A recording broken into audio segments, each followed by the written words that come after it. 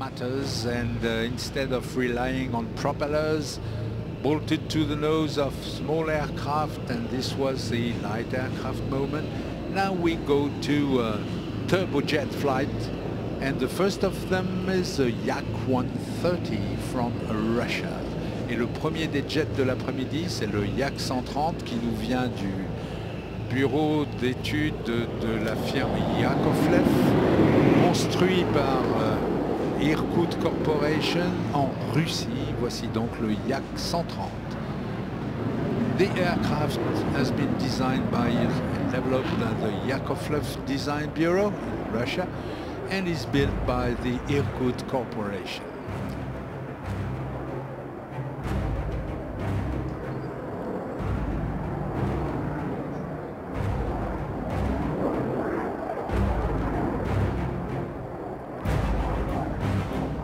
Le Yak 130 est un biplace d'entraînement très avancé. À la limite, il est tellement avancé qu'on pourrait dire qu'il mord presque dans le domaine de vol sur les avions d'armes. Il pourrait devenir très facilement un avion d'armes, et d'ailleurs il l'est. Mais au départ, c'est quand même un trainer. C'est quand même un avion d'entraînement. C'est un biréacteur qui fait à vide. Il pèse pas tout à fait 6 tonnes. Il fait 5 tonnes 8 à vide. Et il a donc deux moteurs de 2 tonnes 5 de poussée, 5 tonnes de poussée au total. Pour un avion qui fait 5 tonnes 8 à vide, ça fait un rapport poids-poussée qui est pas loin de 1. Ça nous fait un avion qui entre facilement dans les générations actuelles en matière d'avions de combat. The power-to-weight ratio on this aircraft is very interesting, and this demonstrates that we are not looking at an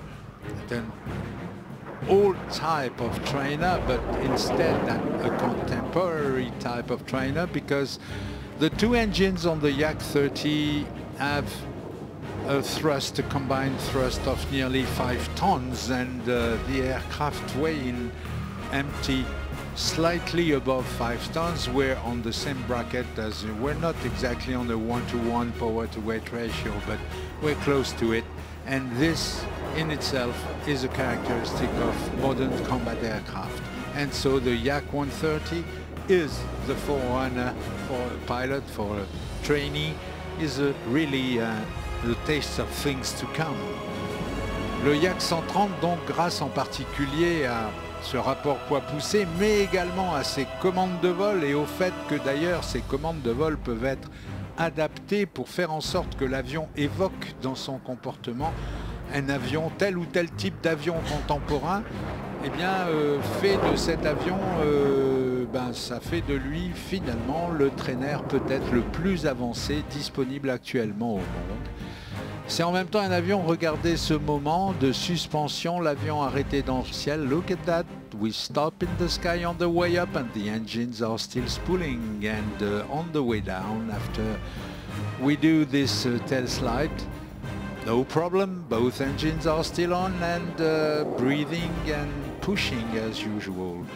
Après cette cloche, on voit que les moteurs restent alimentés, continuent de pousser, que ça n'a pas posé de problème de se retrouver en marche arrière pendant quelques instants, et donc tout ça nous démontre qu'on a affaire à un avion qui est sans discussion possible l'avion d'entraînement avancé actuel le plus moderne.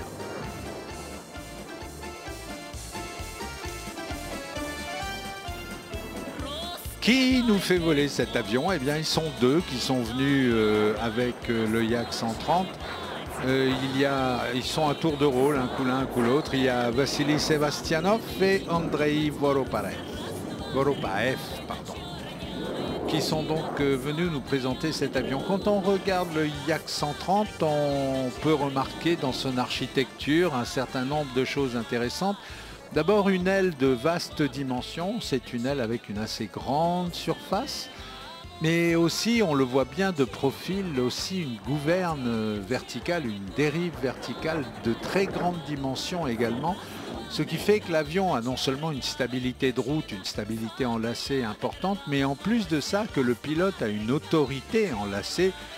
Là, au palonnier, il a une autorité importante qui peut lui permettre d'aller explorer des positions de l'avion dans le ciel en matière de combat aérien, ça peut et ça doit être important. Tout ça permet d'avoir un avion qui est extrêmement... Il est non seulement agile et manœuvrant, mais il est plus que ça. L'avion doit pouvoir permettre à ses occupants, à ses élèves pilotes d'aller explorer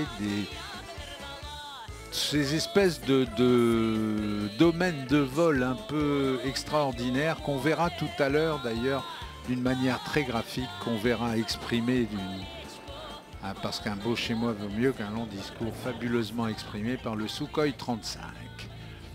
The Yak 130, because of its wing design, but also because it has a very huge un